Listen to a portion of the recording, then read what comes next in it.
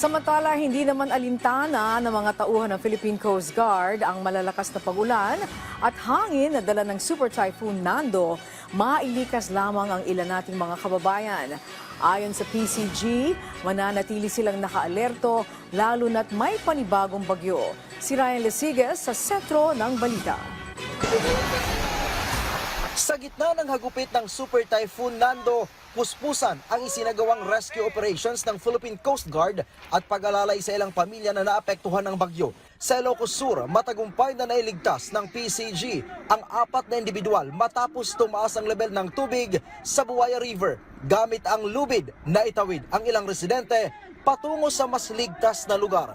Matagumpay din na nailigtas mula sa hagupit ng bagyo ang 10 pamilya, kabilang na ang ilang minor de edad sa La Paz, Lawag City, Ilocos Norte. Bagamat preemptive evacuation ang ginawa ng mga tauhan ng PCG, sinalubong pa rin sila ng ulan at bugso ng hangin sa kasagsagan ng pagpapalikas sa mga residente sa lugar. Emergency evacuation naman ang isinagawa ng mga tauhan ng PCG sa iba pang bahagi ng Ilocos. Gamit ang flashlight at lubid, hindi nagatubili ang mga tauhan ng PCG sa gitna ng dilim na akayin ng ilang pamilya patungo sa mas ligtas na lugar. Sa kabuuan ay umabot umano sa mahigit 14,000 individual ang nailikas ng PCG. Katumbas ito ng mahigit 4,000 pamilya. Mula ang mga ito sa northeastern at northwestern Luzon.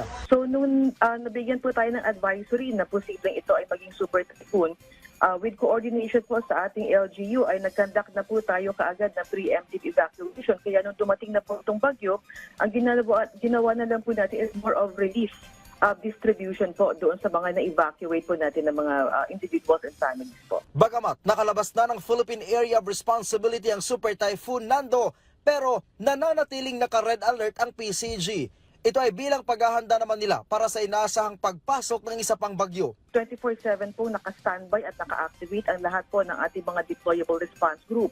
So itong DRG na ito ay may kasama po tayong mga rescue swimmers and mga medical personnel. At bukod po sa DRG po natin ay naka-standby na rin po ang lahat ng ating mga air assets, floating assets, kasama po yung mga radio equipment. Tuloy-tuloy umano ang koordinasyon ng PCG sa mga apektadong LGU. Ang DSWD naman tuloy din sa pamamahagi ng family food packs sa mga apektadong residente. Katunayan, umabot na sa halos 11,000 family food packs ang kanilang naipamahagi sa 5 rehiyon. Ang datos ay mula pa noong manalas ang bagyong Mirasol hanggang sa pagtama ng Super Typhoon Nando na nagpaigting sa epekto ng habagat. Ryan Lesiges para sa Pambansang TV sa Bagong Pilipinas.